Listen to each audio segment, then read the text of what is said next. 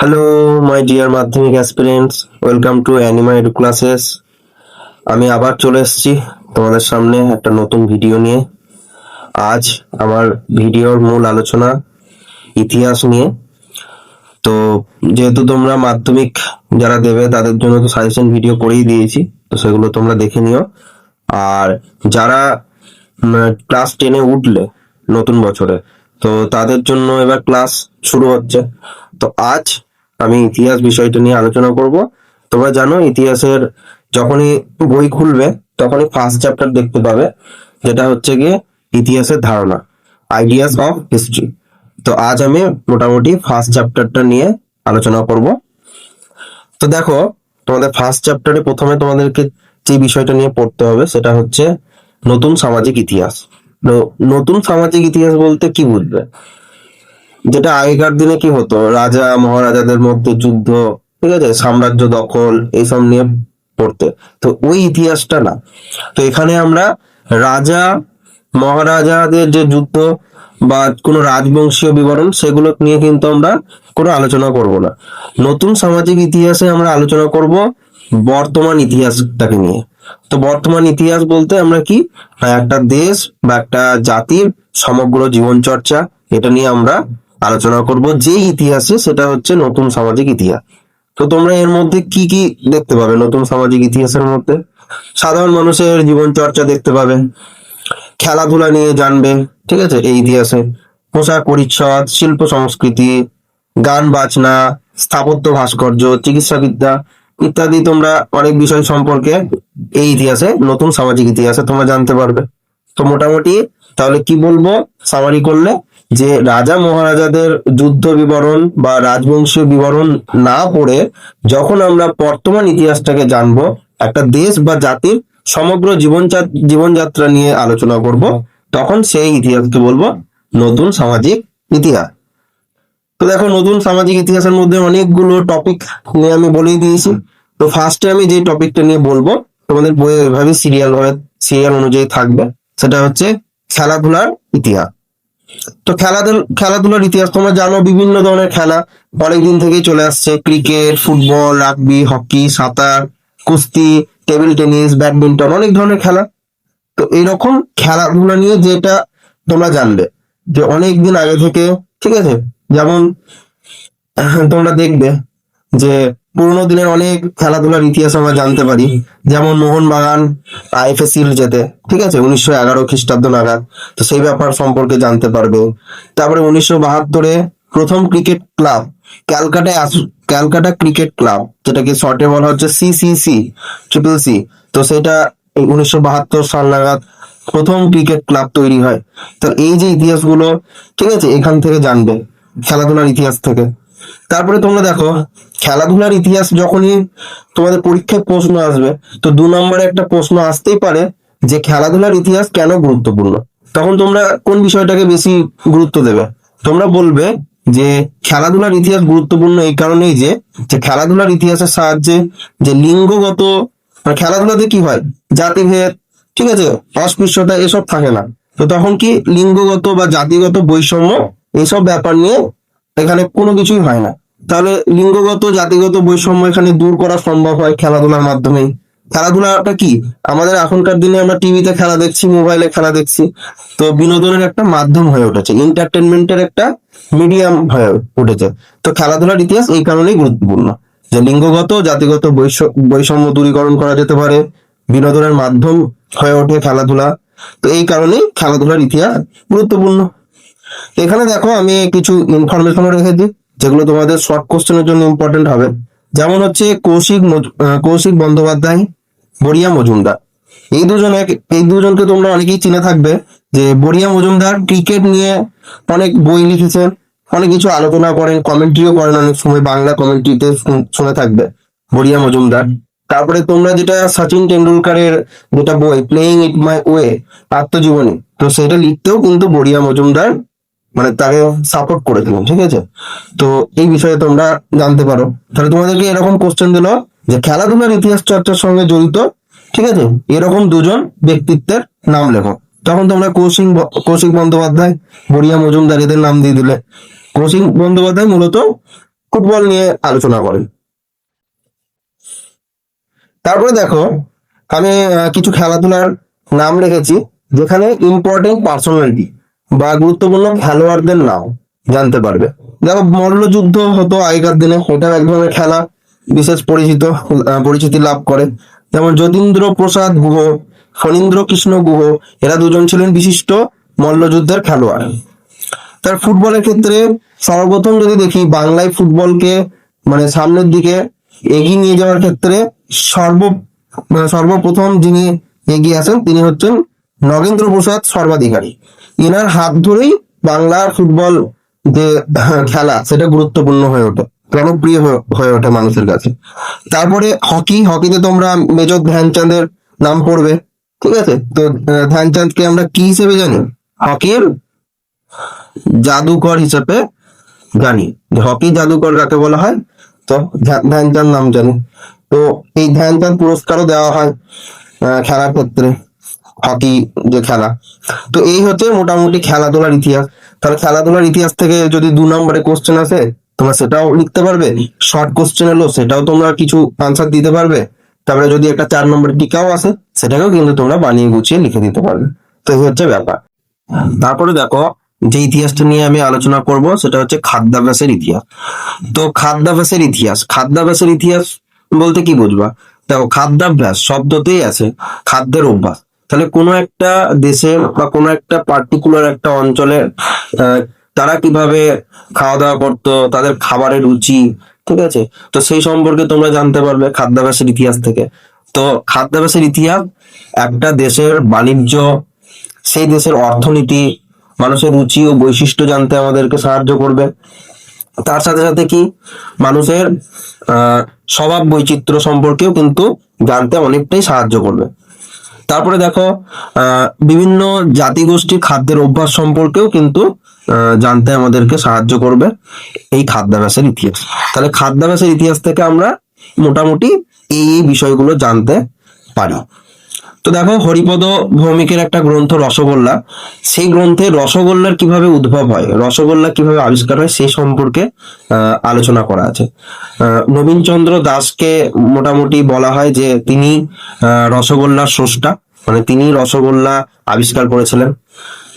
তো এই হচ্ছে খাদ্যাভ্যাসের ইতিহাস, যেটা থেকে আমরা একটা দেশের বাণিজ্য, অর্থনীতি, সেই দেশের খাদ্যাভ্যাস, মানুষের খাদ্যাভ্যাস এই সম্পর্কে জানতে পারবো, মানুষের স্বভাব বৈচিত্র্য সম্পর্কে জানতে পারবো, তার সাথে সাথে একটা জাতির পুরো একদম খাদ্যের অভ্যাস সম্পর্কে জানতে পারবো।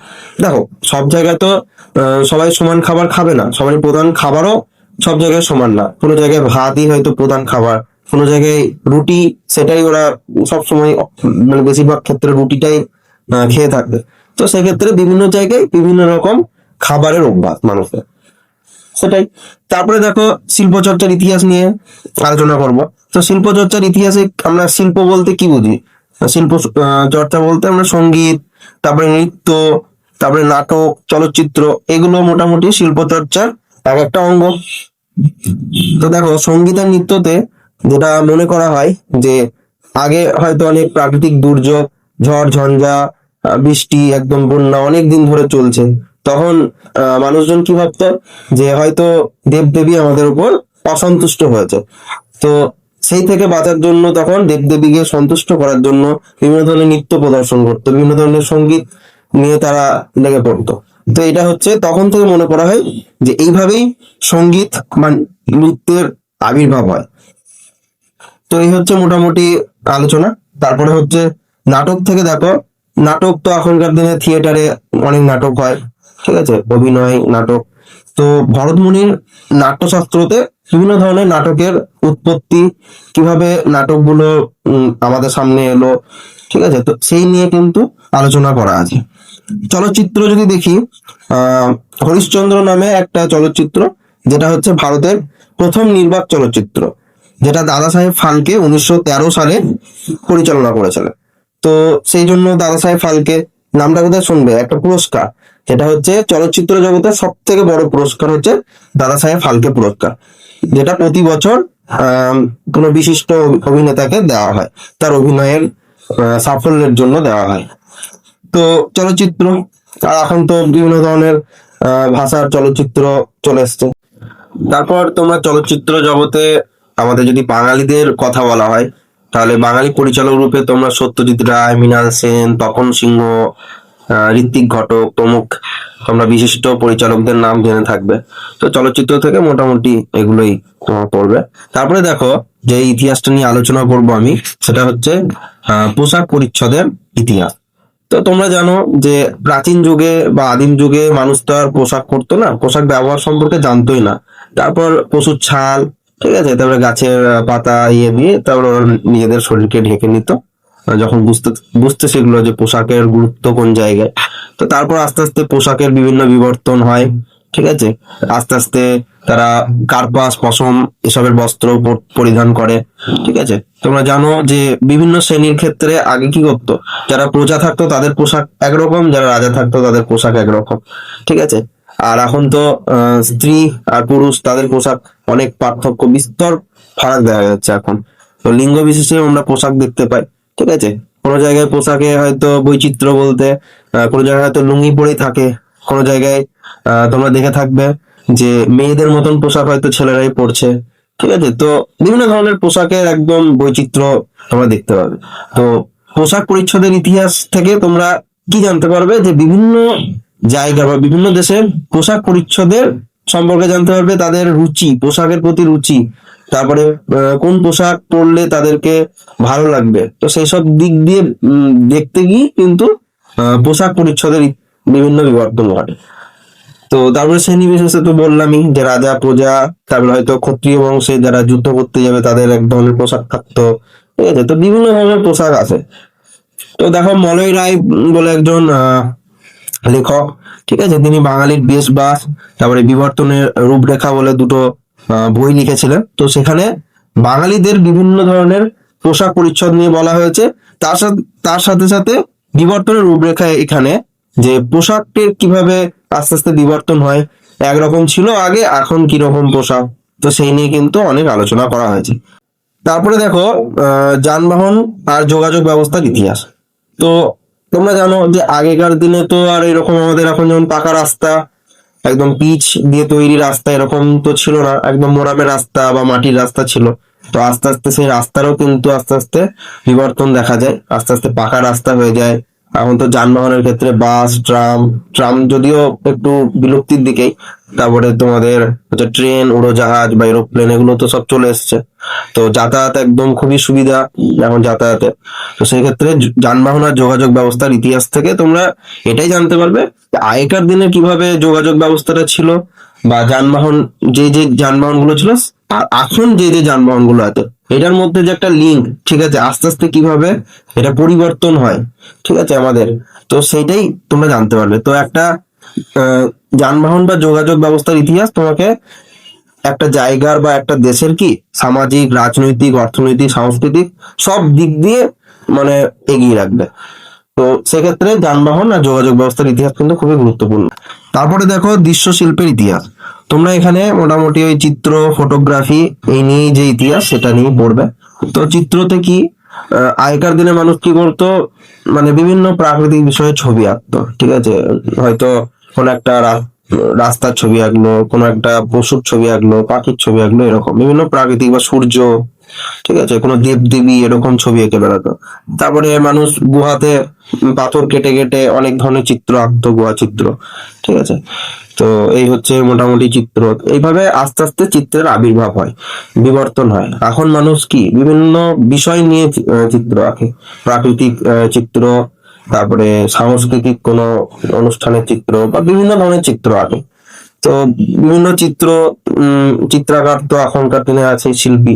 তো তোমরা বাঙালি যদি চিত্রশিল্পী, বিশিষ্ট চিত্রশিল্পীর নাম জানতে চাও, তাহলে সেক্ষেত্রে তোমরা অবনীন্দ্রনাথ ঠাকুর, তারপরে গগনেন্দ্রনাথ ঠাকুর যাকে ব্যঙ্গচিত্রের জনক বলা হয়ে থাকে, তারপরে অবনীন্দ্রনাথ ঠাকুরকে নব্যবঙ্গীয় চিত্রের জনক বলা হয়ে থাকে। বিনোদ বিহারী মুখোপাধ্যায় আছে, যামিনী রায়, নন্দলাল বসু, বিশিষ্ট প্রমুখ চিত্রশিল্পী কিন্তু ছিলেন। এখনো বর্তমানে অনেক চিত্রশিল্পী কিন্তু মানে জনপ্রিয় হয়ে উঠছে। তারপরে দেখো, ফটোগ্রাফি ইতিহাস।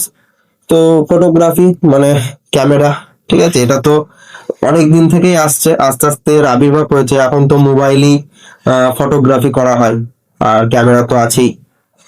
তো 1847 খ্রিস্টাব্দে লন্ডনে প্রথম একটা ক্লাব তৈরি হয়, যেটাকে বলছে ক্যালোটাইপ সোসাইটি ক্লাব।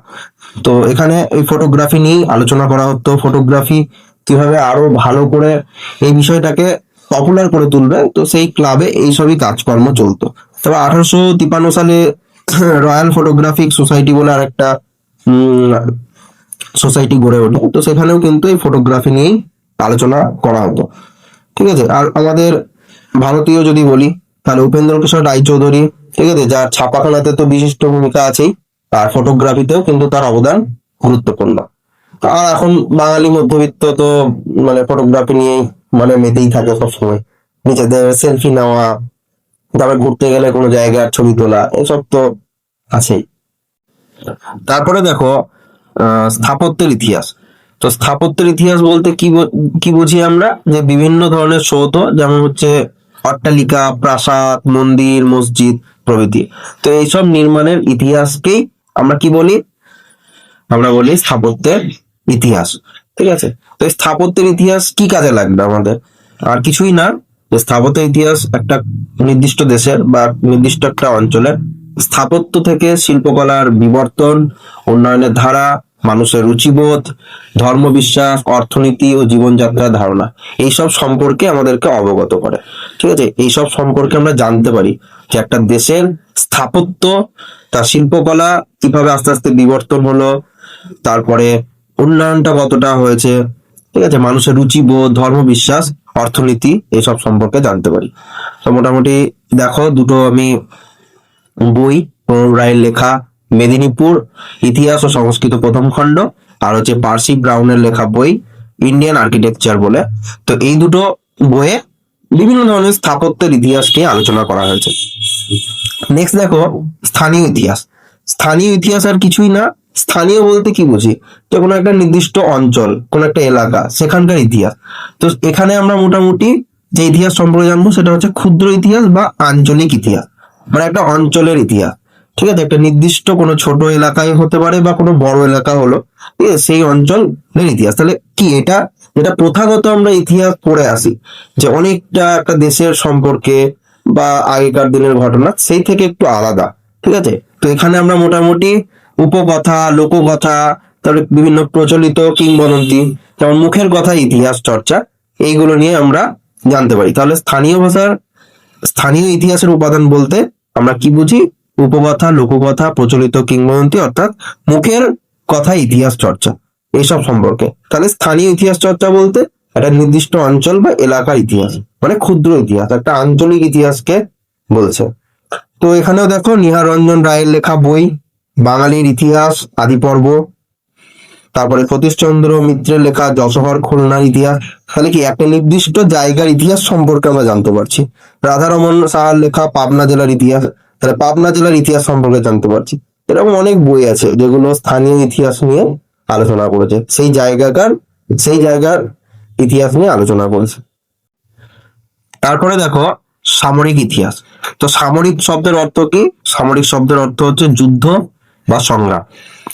তো একটা সামরিক ইতিহাস থেকে তোমরা কি জানতে পারবে? ধরো দুটো প্রতিপক্ষ, সেই দুটো প্রতিপক্ষের মধ্যে যুদ্ধ হচ্ছে, তাহলে কিভাবে তারা যুদ্ধ কৌশল তাদের আলাদা আলাদা হবে। কেউ হয়তো একটা অন্য কৌশলে যুদ্ধ করবে, আর একটা প্রতিপক্ষ হয়তো অন্য কৌশলে যুদ্ধ করবে। তো দুই পক্ষের সামরিক সংগঠন সম্পর্কে তোমরা জানতে পারবে সামরিক ইতিহাস থেকে, তাদের যুদ্ধাস্ত্র, ঠিক আছে, সবাই হয়তো সমান সেম সেম যুদ্ধ অস্ত্র দিয়ে, মানে অস্ত্র দিয়ে তো লড়াই করবে না। কারো কাছে হয়তো কামান থাকলো, কারো কাছে বন্দুক, কারো কাছে ঢাল, তরোয়াল, অস্ত্র, ঠিক আছে, মানে দা, ঠিক আছে, কারো কাছে লাঠি, তো বিভিন্ন ধরনের অস্ত্র হতে পারে। তো সবারই দুটো প্রতিপক্ষের মধ্যে হয়তো সমান সমান অস্ত্র হলো না। তো সেই সম্পর্কেও তোমরা জানতে পারবে, যুদ্ধ কৌশল, যুদ্ধক্ষেত্র, এইসব সম্পর্কে তোমরা একটা ধারণা পাবে সামরিক ইতিহাস থেকে। তো সামরিক ইতিহাস নিয়ে কিছু বিশিষ্ট ইতিহাসবিদ আছেন যারা আলোচনা করেছিলেন সামরিক ইতিহাস নিয়ে। তাদের মধ্যে হচ্ছেন যদুনাথ সরকার, সুরেন্দ্রনাথ সেন, জি এস সাধু, উমাপ্রসাদ, কৌশিক রায় প্রমুখ। তো এনারা হচ্ছেন সামরিক ইতিহাস নিয়ে আলোচনা করেছিলেন। নেক্সট দেখো পরিবেশের ইতিহাস। পরিবেশের ইতিহাস মানে পরিবেশ নিয়ে আলোচনা হবে, সোজা কথা। তো পরিবেশ ইতিহাস থেকে তোমরা পরিবেশকে কিভাবে রক্ষা করা, ঠিক আছে, অনেক সময় অনেক আন্দোলন হয়েছে, প্রতিবাদী আন্দোলন, হয়তো কোনো জায়গায় হয়তো গাছ কেটে কোনো কলকারখানা তৈরি হবে বা কোনো একটা শিল্প প্রতিষ্ঠান তৈরি হবে। তো সেক্ষেত্রে যারা গ্রাম্য, যারা অধিবাসী বা যারা ওই এলাকার মানুষজন, তারা কিভাবে সেই মানে তাদের পরিবেশকে রক্ষার জন্য, ঠিক আছে, যারা কি ওইসব গাছপালার উপরেই হয়তো তাদের অনেক জীবিকা নির্ভর করে আছে। কেউ হয়তো ওই গাছের পাতা থেকে কিছু একটা বানায়, ঠিক আছে, ওই গাছের ফলমূল খেয়ে হয়তো অনেকে বেঁচে থাকে। তো সেক্ষেত্রে তারা বিভিন্ন ধরনের আন্দোলনও করেছিল, সেই সম্পর্কেও তোমরা এই পরিবেশের ইতিহাস থেকে জানতে পারবে। অরণ্য বন্যপ্রাণী সংরক্ষণ নীতি প্রয়োগের অসুবিধার কথাও এখান থেকে জানা যায়। তো অরণ্য সম্পদের উপর নির্ভরশীল মানুষের সুবিধা অসুবিধা, এই যে কথাটা বললাম। তারপরে প্রতিবাদী আন্দোলন, তো এরকমই কিছু প্রতিবাদী আন্দোলন হয়েছিল। তো তার মধ্যে গুরুত্বপূর্ণ কিছু প্রতিবাদী পরিবেশ আন্দোলন হচ্ছে চিপকো আন্দোলন, তেহরি গাড়োয়াল আন্দোলন, নর্মদা বাঁচাও আন্দোলন, এগুলো। তো দেখো, আমি নর্মদা বাঁচাও আন্দোলনের একজন নেতার নাম লিখেছি, মেধা পাটেকর। এটা পরীক্ষায় সব কোশ্চেনে আছে, সেই জন্য লিখে রেখেছি। এর সাথে সাথে দেখো, পরিবেশ নিয়ে বিভিন্ন গুরুত্বপূর্ণ গ্রন্থও লেখা হয়, যার মধ্যে র্যাচেল কার্সনের লেখা সাইলেন্ট স্প্রিং নামে একটা বিশেষ উল্লেখযোগ্য গ্রন্থ আছে। তাছাড়া রিচার্ড গ্রোভ বলে একজন পরিবেশবিদ, যিনি গ্রিন ইম্পেরিয়ালিজম বলে একটা বই লিখেছিলেন। তো মোটামুটি এই বইগুলো হচ্ছে পরিবেশ নিয়ে লেখা গুরুত্বপূর্ণ বইয়ের মধ্যে। তো এই হচ্ছে পরিবেশের ইতিহাস। তারপরে দেখো বিজ্ঞান প্রযুক্তি ও চিকিৎসা বিদ্যার ইতিহাস। তো বিজ্ঞান প্রযুক্তি বলতে যেটা বলছে মানে সায়েন্স অ্যান্ড টেকনোলজি। তাহলে এখানে কি বিজ্ঞান নিয়ে আলোচনা, প্রযুক্তি নিয়ে আলোচনা, যে কিভাবে আস্তে আস্তে ইভলভ হলো সবকিছু, ঠিক আছে। যেমন দেখো আগে শিলনোড়া, ঠিক আছে, শিলনোড়া যেমন কি, শিলনোড়া দিয়ে মশলা বাটা হয়, আবার হামনদিস্তা এলো, সেটা দিয়েও মশলা বাটা হয়। আর এখনকার দিনে কি এসছে, মিক্সচার মেশিন, ঠিক আছে, মিক্সি যাকে বলছে। তো সব কি করছে, আস্তে আস্তে আমাদের সময়কে বাঁচিয়ে দিচ্ছে, মানে একসঙ্গে কি অনেকটা পরিমাণ আমরা কাজ করতে পারছি। তো এই যে ইভলিউশন, ঠিক আছে, তো এটাই তো আমাদের বিজ্ঞান প্রযুক্তি থেকে শেখা। তো সেই সব নিয়ে ইতিহাস।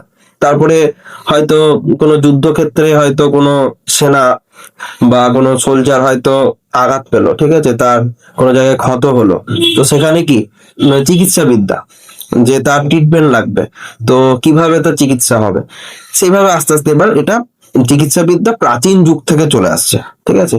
আর বিজ্ঞান প্রযুক্তিও তাই আস্তে আস্তে সায়েন্স ডেভেলপ হচ্ছে সময়ের সাথে সাথে। তাহলে সেই নিয়েই যে ইতিহাস, ঠিক আছে, বিজ্ঞান প্রযুক্তি আর চিকিৎসা বিদ্যার ইতিহাস, তো এটা নিয়েই আর কি আলোচনা।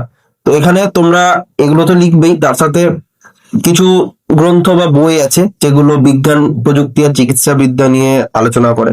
যেমন প্রফুল্লচন্দ্র রায়ের হিন্দু রসায়ন শাস্ত্রের ইতিহাস, এখানে বিজ্ঞান প্রযুক্তি নিয়ে আলোচনা আছে, বিজ্ঞান নিয়ে, কেমিস্ট্রির বিষয়টা নিয়ে। তারপর যে প্রফুল্লচন্দ্র ঘোষের প্রাচীন ভারতীয় সভ্যতার ইতিহাস, তারপর হচ্ছে সমর সেনের লেখা বিজ্ঞানের ইতিহাস, এগুলো থেকে বিজ্ঞান প্রযুক্তির কথা মোটামুটি জানা যায়।